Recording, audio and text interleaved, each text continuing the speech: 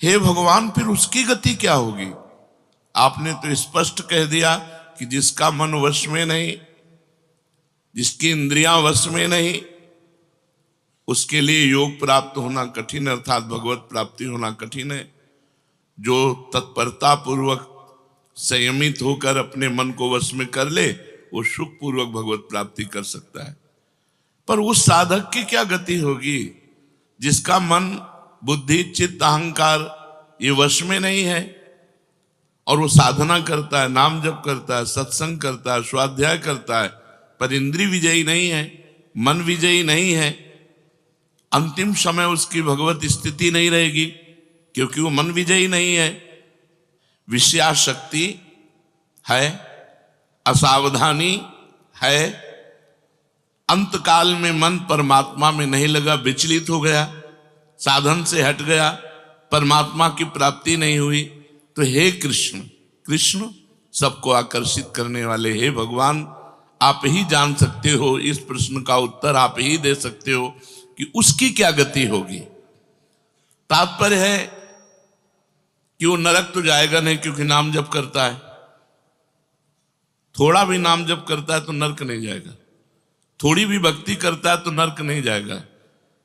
अजामिल के प्रसंग में यमराज जी ने अपने दूतों को आदेश किया था कि यदि कोई भी नारायण कृष्ण हरि बोलता है, गले में कंठी बांधे, वैष्णव है, भगवान का दास है, भूल करके मत जाना, तो नरक तो जाएगा नहीं, क्योंकि साधन करता है, नाम जप करता है, पाठ करता है, पर जितेंद्रीय नहीं है, मनोनिग्रही नहीं, इसलिए भगवत प्राप्ति तो होगी नहीं, ये भगवान कह रहे हैं।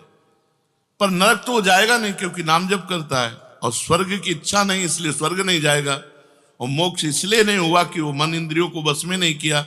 तो उसकी गति क्या होगी? काम गतिम कृष्ण गच्छति, वो किस गति को प्राप्त होगा?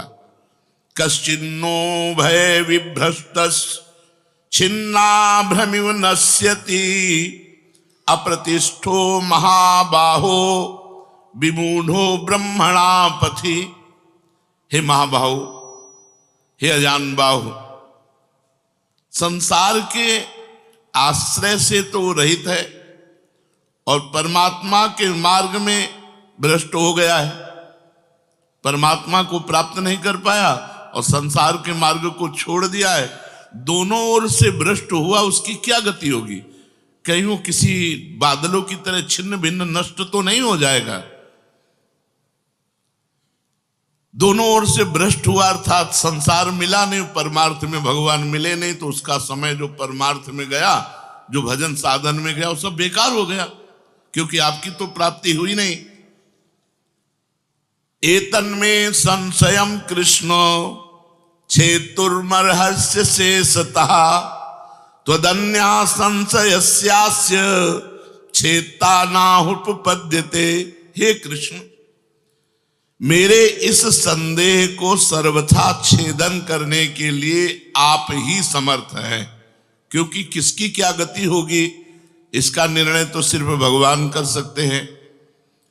इस संशय का छेदन करने के लिए आपके सिवाय इस सृष्टि में दूसरा कोई नहीं हो सकता, इसलिए आप का गति कृष्ण, उसकी क्या गति होगी? भगवान बोल रहे हैं, बहुत सुंदर बोल रहे हैं। पार्थ नैवेह नामुत्र विनाशस्तस्य विद्यते, नहि कल्याण कृत कश्चित् दुर्गतिम तात गच्छति। पहली बात है कि उसकी दुर्गति नहीं होगी, ये तो बस पक्की मान लो। वो नरक नहीं जाएगा, वो स्वर्ग नहीं जाएगा, मोक्ष नहीं होगा, लेकिन उनकी दुर्गति भी नहीं होगी। ऐसा नहीं है कि वो दुर्गति को प्राप्त हो जाए। जिसको अंतकाल में भगवान का स्मरण नहीं होता, उसका कहीं पतन तो नहीं हो जाता? अर्जुन का पूछना था। इस बात को लेकर के बहुत व्याकुलता थी कि बेचारा साधन कर रहा है, इंद्रियां बस में नहीं, मन में बस में नहीं, तो अंत समय भगवान का स्मरण नहीं होगा तो उसकी दुर्गति हो जाएगी। तो भगवान कह रहे पार्थ नैवेह नामुत्र विनाशस्तस्य विद्यते। हे पृथानंदन, सच्चे हृदय से जुड़ा था, भगवान जुड़ना देखते। रहत न प्रभु चित चूक किए की, करत सुरत सै बार ही की। भगवान उसकी क्रियाओं को नहीं देखते, उसके चित्त को देखा, हृदय की बात देखी। वो भगवान से जुड़ना चाहता है, वो भगवान को प्यार करना चाहता है, वो भगवान से मिलना चाहता है, पर इंद्रियां वश में ना होने के कारण, मन वश में ना होने के कारण बार बार वो विषयों में फिसल जाता है, बार बार भोगों में पतित हो जाता है। तो भगवान उसका पतित होना नहीं देखते, भगवान उसका चित्त से जुड़ना देखते हैं। रहत न प्रभु चित्त चूक किए की, करत सुरत सवार हिए की। हृदय की बात देखते, सच्चे हृदय से भगवान में जुड़ना चाहता था। अब उसका पतन नहीं हो सकता, मरने के बाद भी पतन नहीं हो सकता। जितनी उसकी स्थिति भजन में बन गई है, उसके नीचे वो गिर ही नहीं सकता। बहुत बढ़िया बात है। हमारा अगर 100 नाम जप हो गया है तो 101 से चलेगा अगले जन्म में, 99 से नहीं चलेगा। जिसकी जितनी भजन में स्थिति हो गई है, उससे वो नीचे वो नहीं गिर सकता। देखो, पहली बात तो दुर्गति हो नहीं सकती, नरक जाना नहीं है, स्वर्ग जाना नहीं है, दुर्गति होनी नहीं है। आगे भगवान बताएंगे उसकी गति क्या होगी। उसकी साधना जितनी है वो कभी नष्ट नहीं हो सकती। चाहे जितना बड़ा पाप बन जाए, उस पाप का उसे दंड भोगना पड़ेगा, लेकिन उसकी साधना नष्ट नहीं होगी। ये इस मार्ग का बहुत बड़ा सपोर्ट है कि मानो हम दिन भर भजन किया, हमसे शाम के गलती हो गई तो बोले दिन भर का भजन नष्ट हो गया।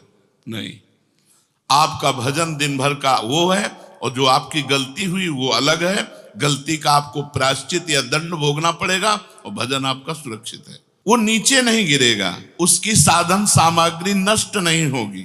ये बहुत हृदय को शीतलता पहुंच। हमने जो नाम जप किया वो हमारा सुरक्षित है, नाम जप वो कभी नष्ट नहीं होगा। उसका पारमार्थिक उद्देश्य भी नहीं बदलेगा। उसने उद्देश्य बनाया भगवत प्राप्ति, वो उद्देश्य भी उसका नहीं बदलेगा। हाँ, कितने जन्म लगेंगे ये उसका प्रयास होगा, प्रयत्न होगा। वो जन्मता मरता रह सकता है, ना भजन उसका नष्ट होगा, कम होगा, ना उद्देश्य उसका बदलेगा। वो लगेगा भजन।